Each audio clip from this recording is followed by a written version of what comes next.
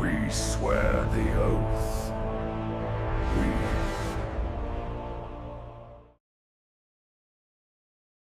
The first light tears the cloud like a seam ripper, a hot white stitch dragging a sound behind it.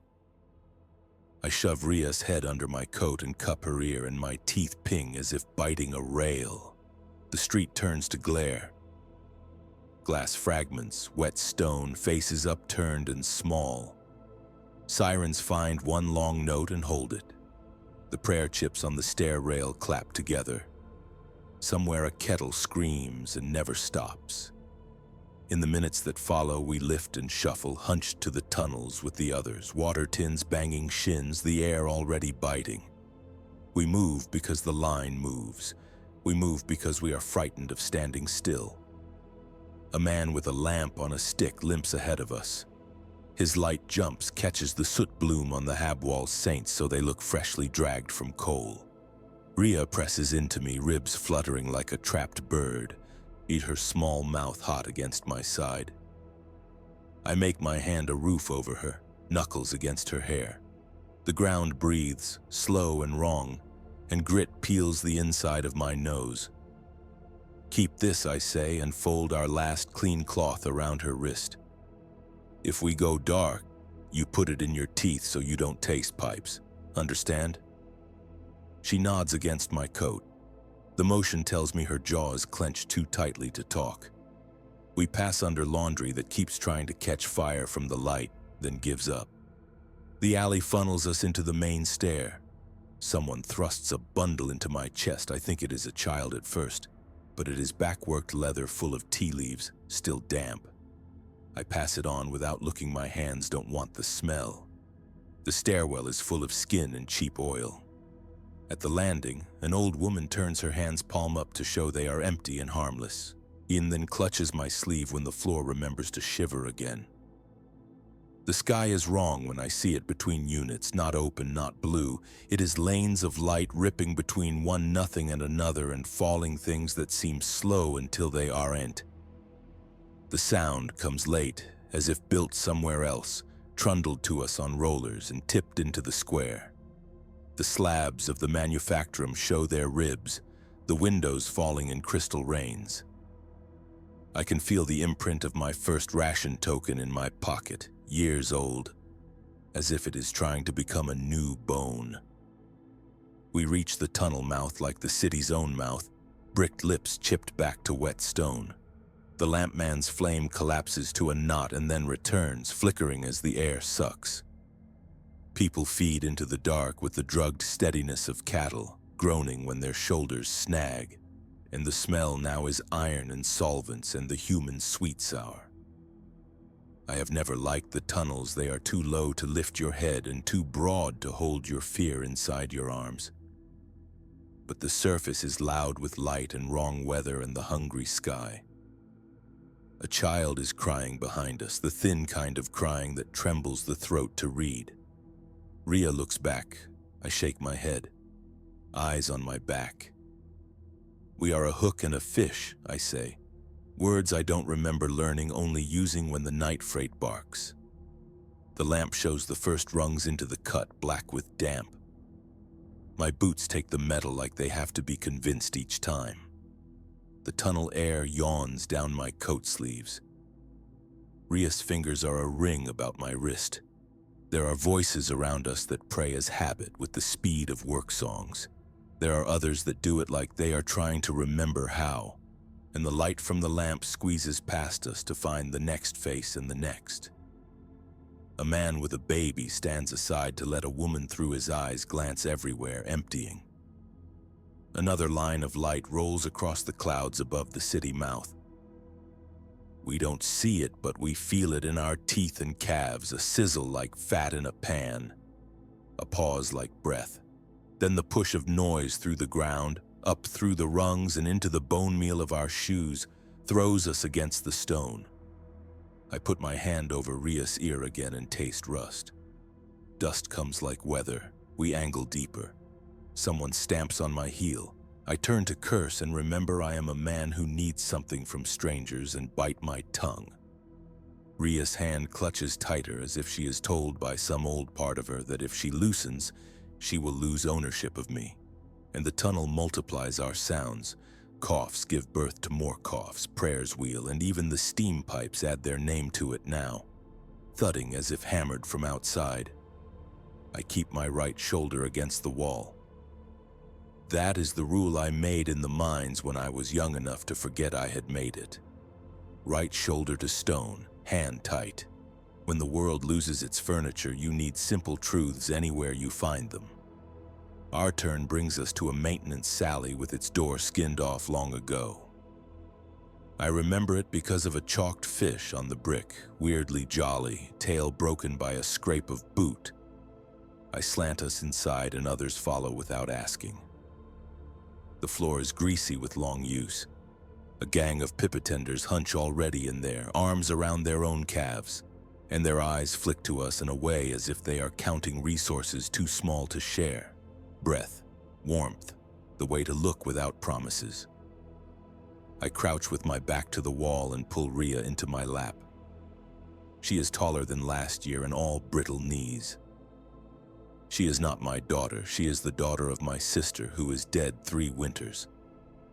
I call her mine because the word is direction, and directions matter.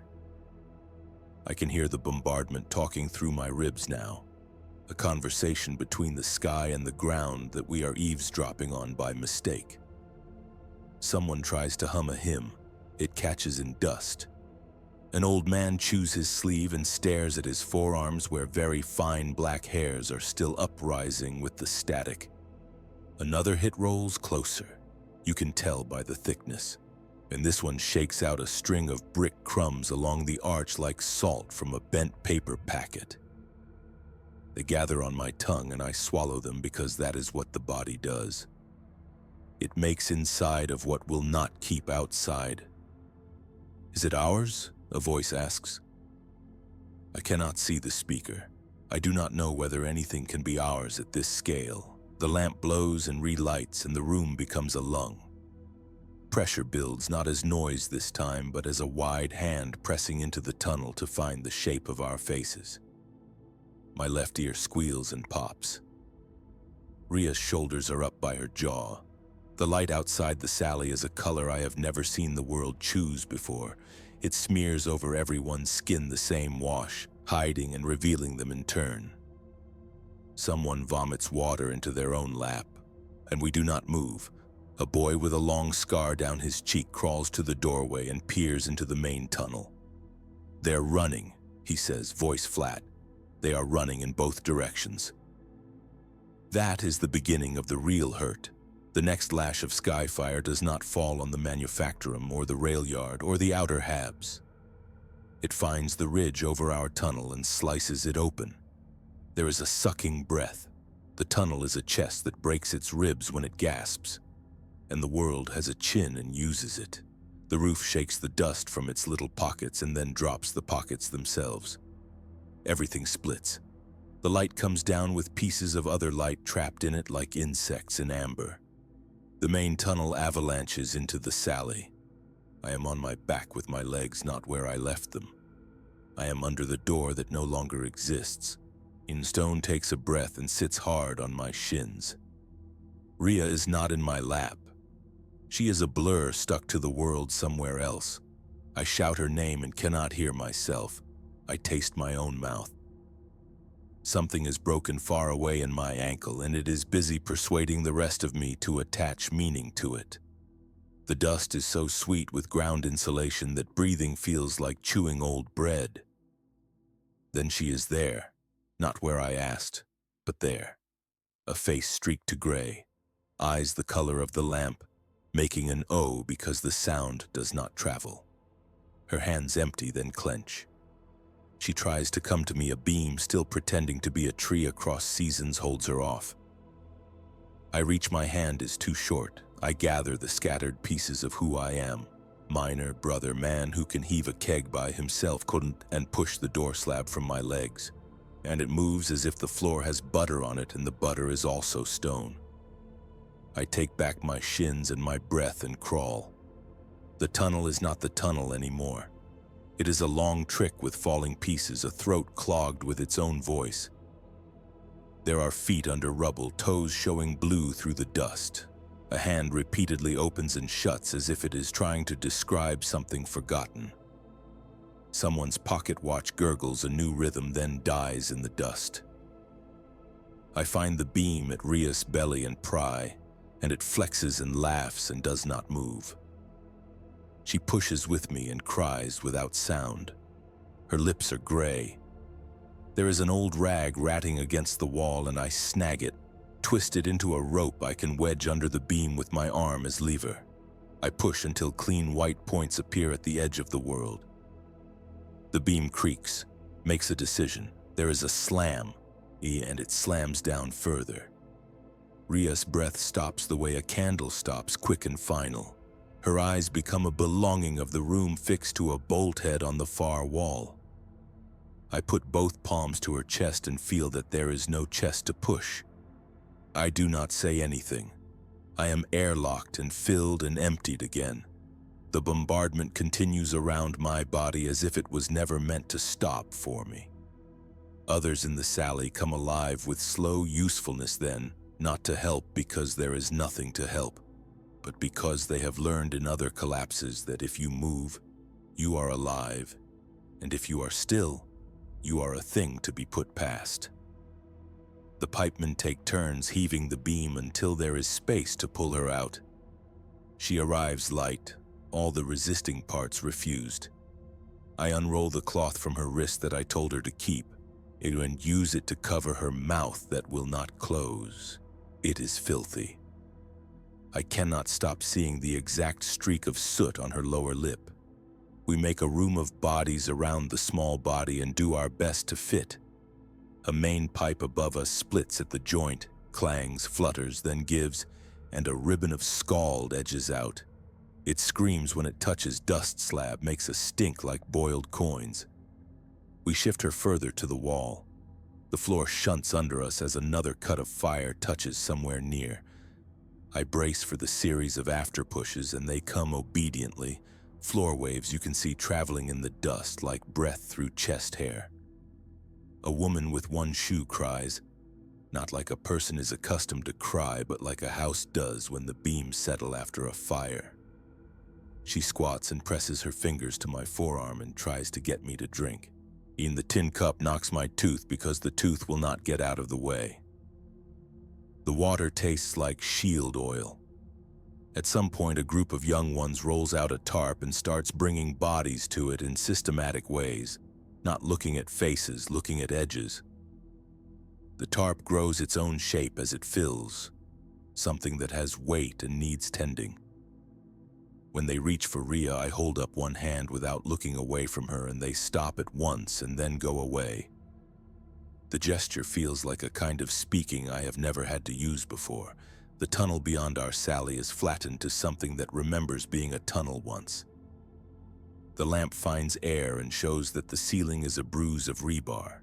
Through one jag of light, we can see a sliver of the world above, a descending ash that is not ash but the unburnt fine of many things crushed together, a sheet of sky fire slicing on the horizon, too clean the far stack standing and not standing in the same breath. Someone produces a crowbar and we try at the big stones because work is a way to tell time what to do. My left hand bleeds from the web and I enjoy that it is red and simple. With every lift, my ankle speaks its thicker language. In the rests we give the beam, I put my lips against Ria's hair and breathe its smell. It is already the smell of tunnel. I try to find the place where the smell of her is safer and tucked in. Behind the ear, under the top curl, but dust has gone there first. We hack and pry. A young boy with that cheek scar slips into voids we open and speaks so we know he hasn't sealed there. A man adds his pry pole and it bends like a willow whip. We find fingers to grasp and pull the ones making that open-close motion. The fingers come and the rest does not. Once we find the rest and the fingers belong elsewhere. I am calm enough to hold a shoulder in my lap until the eyes shutter. I don't have words for the shoulder. After the eyes stop working, I smooth the hair with my palm. If you do it gently enough, that action can be a wall you live behind for a while. There are fewer voices praying now. The ones that keep going are muscled into habit past choice, like people who lost hands long ago and still go to scratch with what is not there.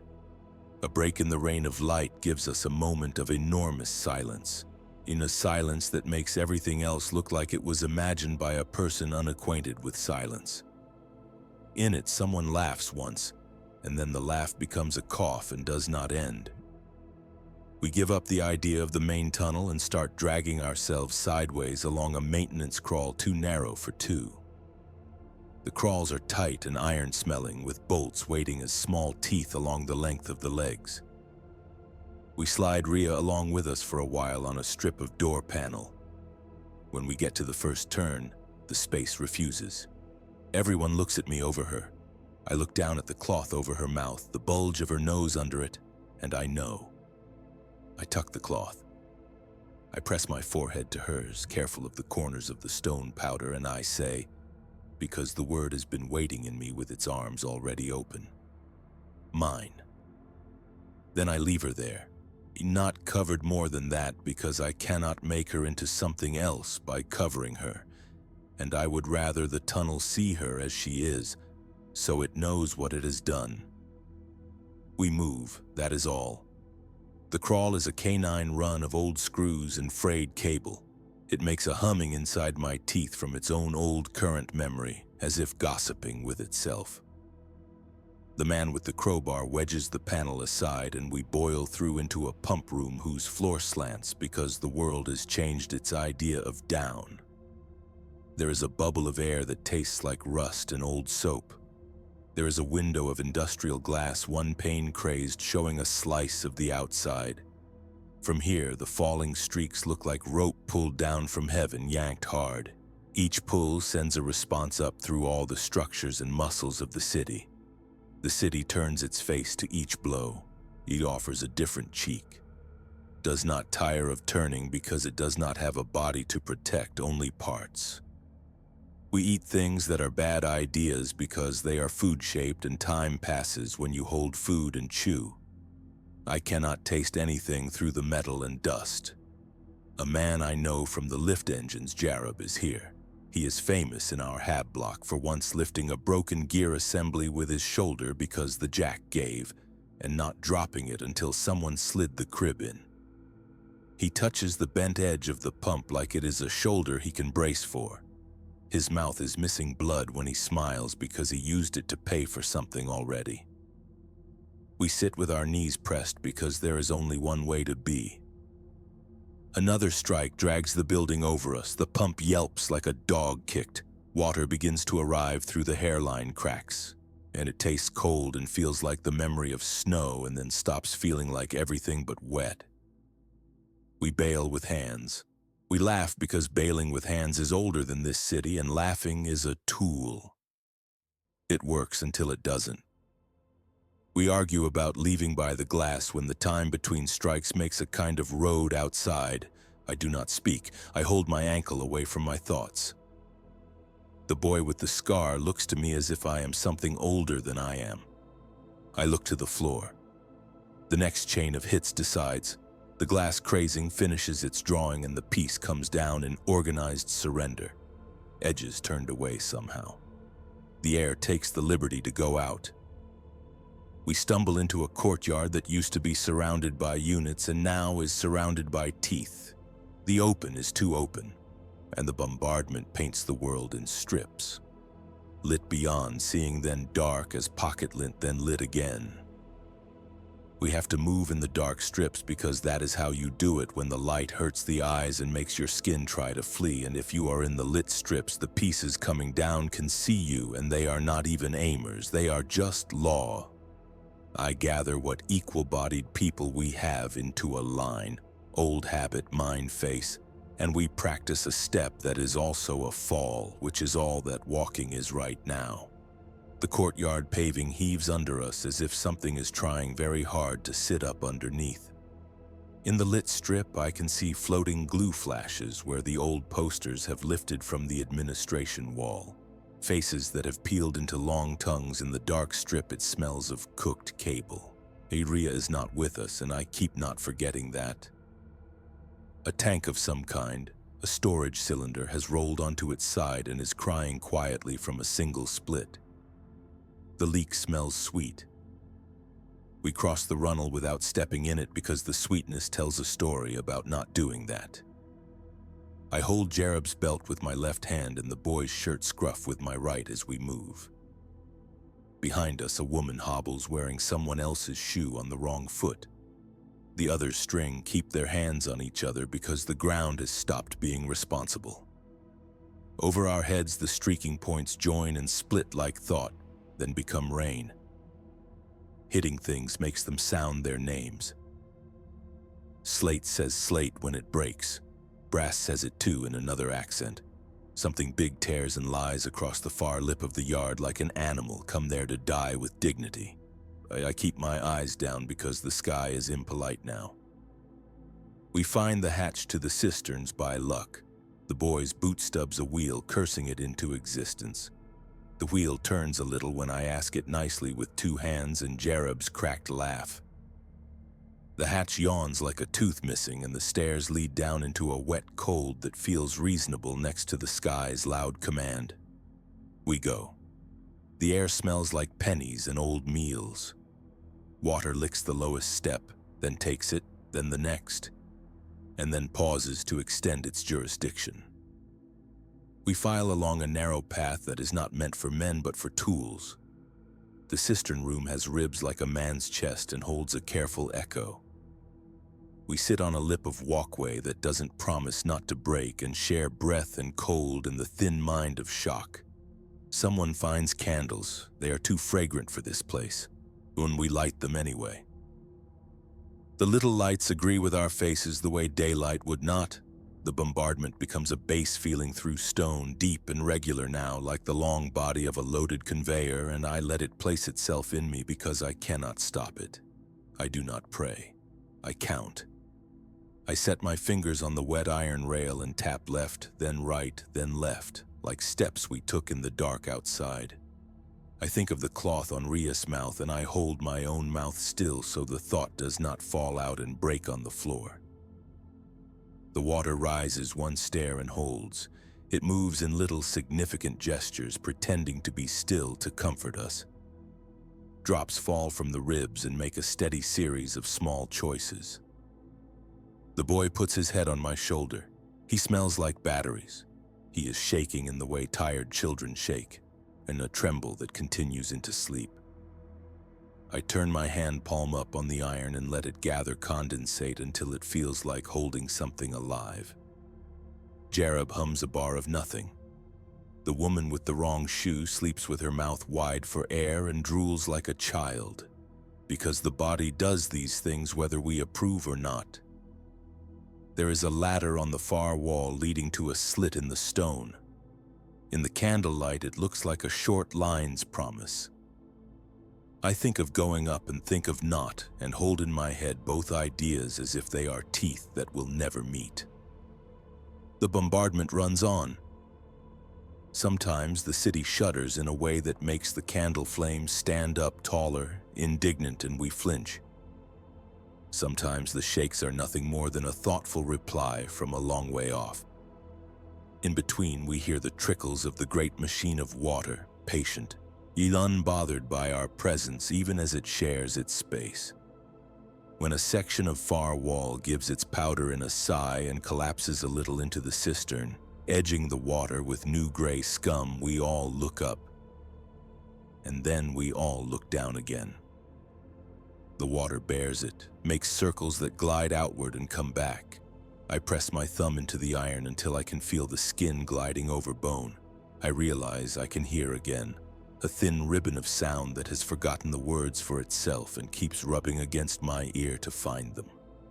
Breathing, coughing, water, the base of the sky law, the small whispers of a man telling a story he will not finish because he will sleep first.